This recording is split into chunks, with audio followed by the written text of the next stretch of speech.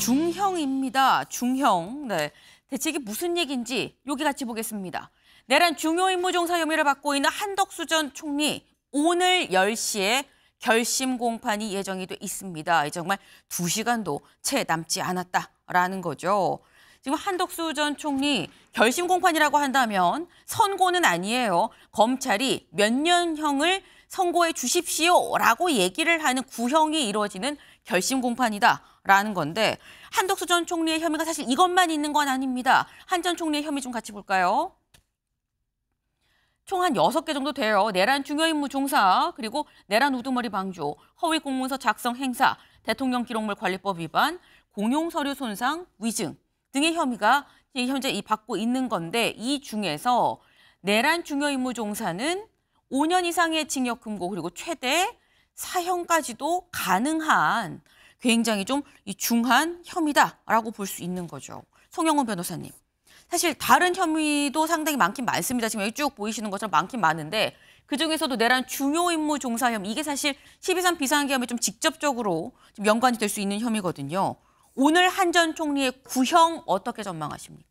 특검으로서는 상당히 중형을 구형할 것으로 예상됩니다. 왜냐하면 12.3 비상계엄 관련 재판 중에서 네. 중요 임무 종사 이상의 혐의를 받고 있는 인물 중 가장 먼저 구형이 이루어지는 인사가 한덕수 전 총리입니다. 그렇기 네. 때문에 특검은 아마도 그 상징성을 고려해서 어느 정도의 중형을 구형할 것으로 예상이 됩니다. 다만 그것이 법원의 최종적인 판단과 일치한다는 보장은 없기 때문에 법원의 판결은 지켜봐야 되겠지요. 다만 최근에 그 이진관 부장판사가 피고인 신문 과정에서 한덕수 전 총리에게 물어본 질문들을 보면 법원은 상당히 한덕수 전 총리에 대해서 혐의에 무게를 두고 있는 것처럼 보이는 장면들이 있습니다. 예를 들면은 윤석열 전 대통령에게 비상계엄을 적극적으로 말리지는 않지 않았느냐고 묻는 장면들이 여러 번 등장하거든요. 그것은 결국 특검이 애초에 그 기소할 때 부작위에 의한 방조로서의 내란 우두머리 방조라는 법리를 구성하지 않았었습니까? 네. 그것을 자위범으로 공소장 변경하도록 그렇게 해서 내란 중요임무 종사로 공소장 변경하도록 유도를 하긴 했지만 한덕수 전 총리가 적극적으로 계엄을 말리지 않은 것은 형사적으로 책임을 질 만한 부분이다라고 보는 시각이 어느 정도 반영된 것이 아닌가 해석되는 지점이 있습니다. 그렇기 때문에 현재로서는 한덕수 총리에게 이 재판이 유리하게 흘러가고 있는 것처럼 보이지는 않는다라고 말씀드릴 수 있겠습니다. 네. 일단 검찰 입장에서는 오늘 구형 상당히 좀 중형을 얘기하지 않겠냐, 중형을 내리지 않겠냐라는 말씀을 지금 하셨어요. 근데 말씀처럼 일단 이거는 구형이죠. 오늘 있는 건 구형입니다. 중요한 건 그래서 재판부가 몇 년형을 선고, 최종 판단을 하느냐 여부가 더 중요한 건데 재판부가 이번 사건을 어떻게 보는지 재판부도 좀 유죄로 보고 있는 것 같아요 라는 취지로 말씀하셨죠. 왜? 지난 공판 때 어떤 얘기가 오갔는지 잠깐 보고 오실까요? 대통령에게 반대라는 말은 또 이번에도 반대라는 단어 자체를 직접 쓰진 않으셨죠. 네. 대통령을 아까 말씀하신 것처럼 만류하는 취지로 말씀하신 것은 맞고요. 네. 피고인이 비상계엄을 막을 생각이 있었다면 피고인도 반대하기 아주 좋은 환경 아닙니까? 같이 비상계엄은 안 됩니다. 제고해달라고 같이 호응할 수 있는 아주 좋은 시기인데요. 왜 가만히 계셨습니까? 그러니까 저는 저 안에서 대통령께 말씀드렸고 그리고 2번 정도 들어갈 때마다 그게 저는 계속 만류하는 그런 입장을 계속 대통령께 전달을 하고 있었거든요. 최상목 부총리나 조태열 장관이나 이런 연륜이 있는 이런 장관들이 좀 대통령께 말씀을 해주시는 것이 좋지 않겠나 그런 생각을 좀 했었던 것 같습니다. 근데 지금 생각해 보면 저도 더 좀 열심히 거기에 그 합류를 해가지고 그런 행동을 했으면은 훨씬 더 좋았겠다 하는 그런 아쉬움은 굉장히 가지고 있습니다. 비상계엄 선포하러 가는 걸 말리지도 않지 않았습니까? 이석하는 윤석열 말린 적도 없죠. 정말 아쉽게 생각합니다. 네, 일단 이진관 부장판사가 지난 24일 요 바로 결심 공판 직전 재판인 거죠. 그때 한덕수 전 총리에 대해서 하는 얘기를 지금 보면 조현선 변호사님. 일단 분명한 건 좀 무죄로 보는 건 아닌 것 같다라는 생각이 들긴 들어요. 사실 검찰의 구형도 중형일 거라고 이 전망이 나오긴 했습니다만 검찰 구형보다 재판부가 더 세게 나중에 선고를 할 수도 있는 거 아닙니까? 그렇죠. 그것은 재판장의 재량의 범위에 있다고 할 수가 있는 것이고요.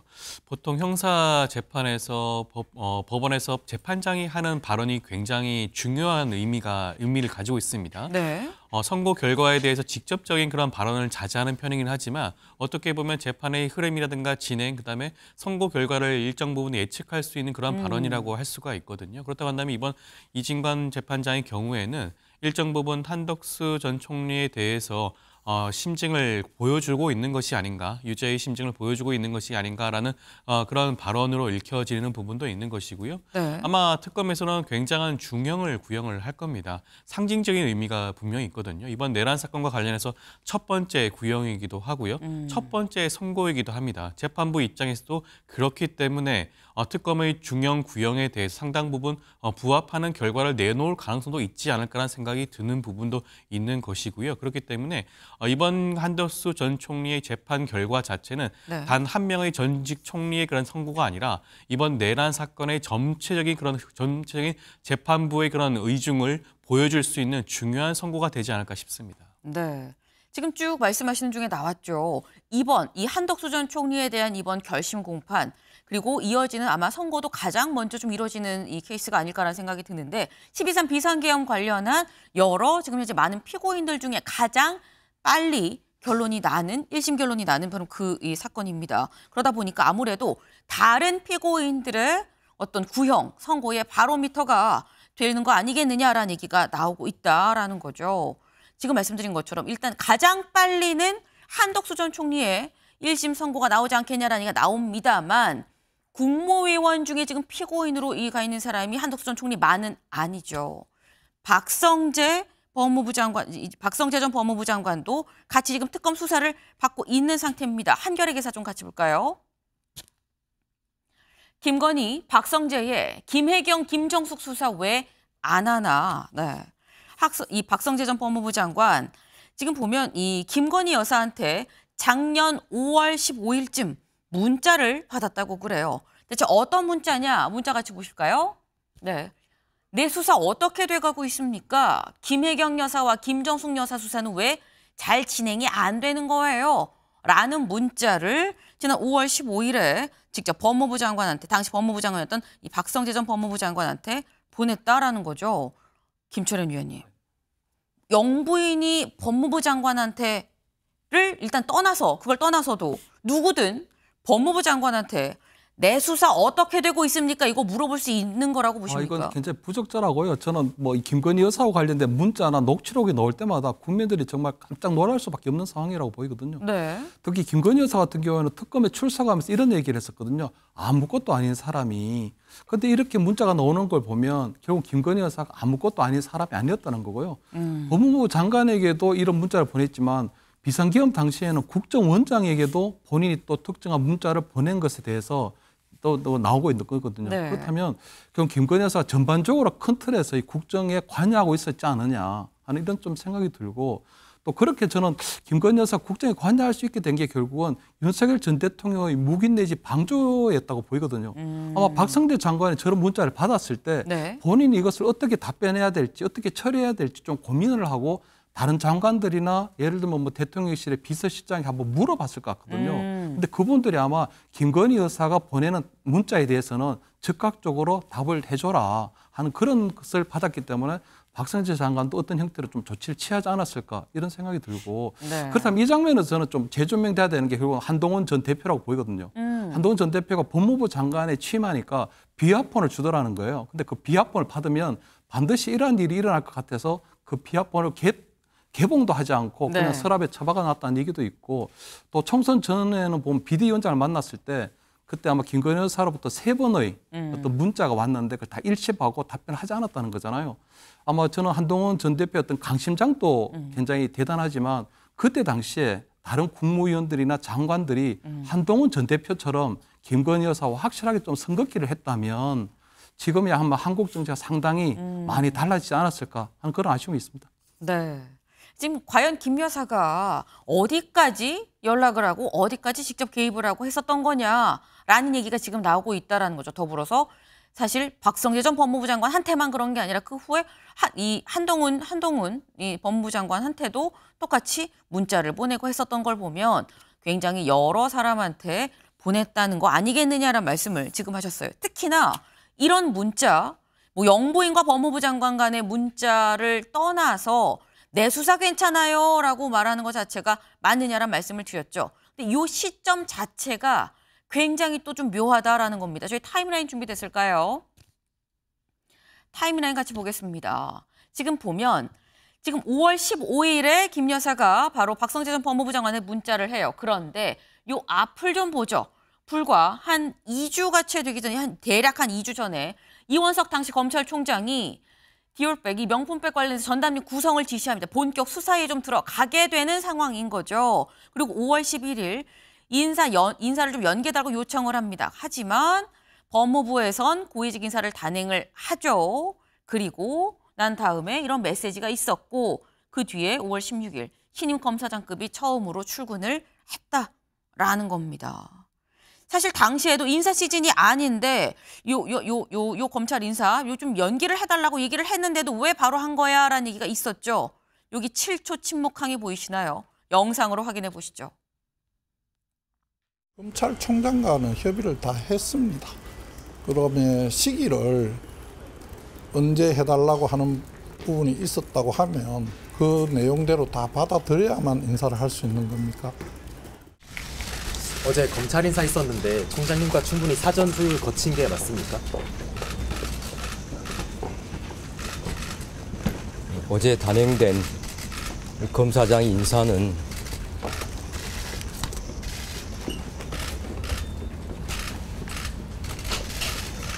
제가 이에 대해서 더 말씀드리지 않겠습니다. 네. 다시 이원석 검찰총장 출근길에 기자들이 물어봤더니 한숨을 쉬고 뜸을 들이다가 결국 말씀드리지 않겠습니다라고 얘기하고 들어갔었죠. 그때도 사실 논란이 되긴 했었습니다만 윤경호 위원님. 이원석 당시 총장의 7초 침묵 뭘 의미했었다라고 보십니까? 내 의사와 무관하게 검사장 인사가 이루어진 거다. 그에 대한 얘기겠죠. 저 타임라인에 있지만 5월 11일에 이원석 검찰총장이 연기 요청을 했다는 건데 그걸 묵살한 셈이나 마찬가지인 거죠.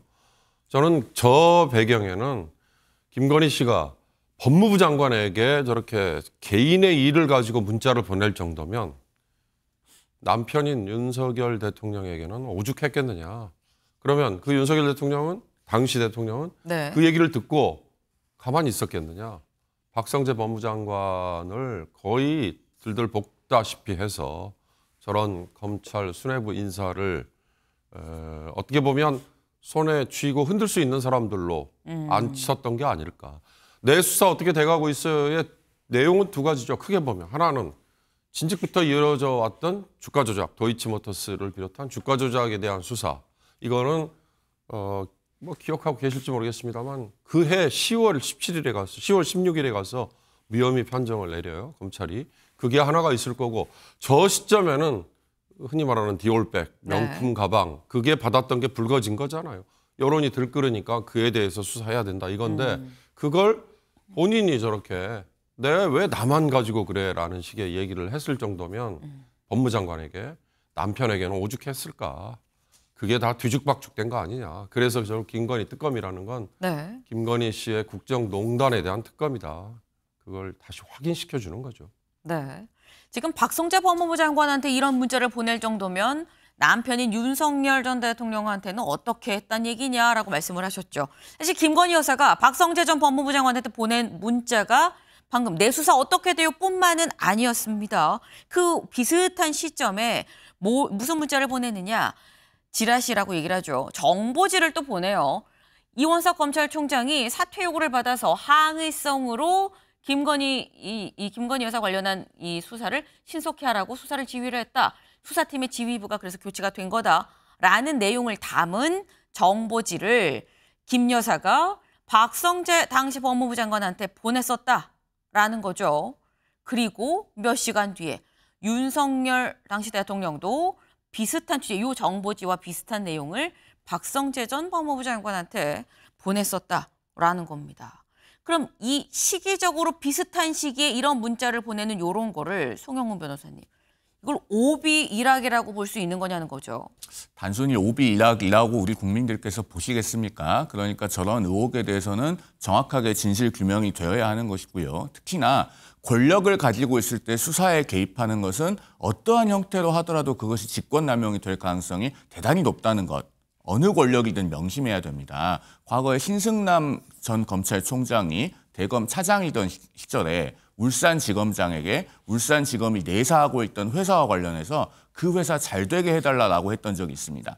그 일이 있고 나서 1년 2개월 뒤에 이른바 이용호 주가 조작 특검이라고 하는 게 있어서 그 이용호 게이트 특검 때 이 사건이 밝혀져서 직권남용으로 기소가 됐고 결국은 최종적으로 유죄 확정 판결까지 받았습니다. 그 회사 잘 되게 해달라고만 말했는데도 수사에 관해서 권한을 행사할 수 있는 자가 한 것이기 때문에 직권남용이라고 봤던 겁니다. 그러면은 대통령이 정보지에 내 아내의 수사에 관해서 이러이러한 내용이 나오고 있다라고 하는 것을 법무부 장관에게 보내면 그것을 어떻게 받아들여야 되겠습니까? 저 부분에 대해서 진실 규명이 필요하다고 봅니다. 다만 짧게 덧붙이자면 저것을 조은석 특검이 수사할 수 있는지는 좀 따져봐야 됩니다. 왜냐하면 저것은 내란 외환에 관한 특검법에서 수사 대상의 범위에 포함시킨 것으로 보기는 어렵거든요. 네. 저것까지 인지사건으로 조은석 특검이 수사할 수 있겠는가? 상당히 법리적으로 엄밀한 점검이 필요해 보입니다.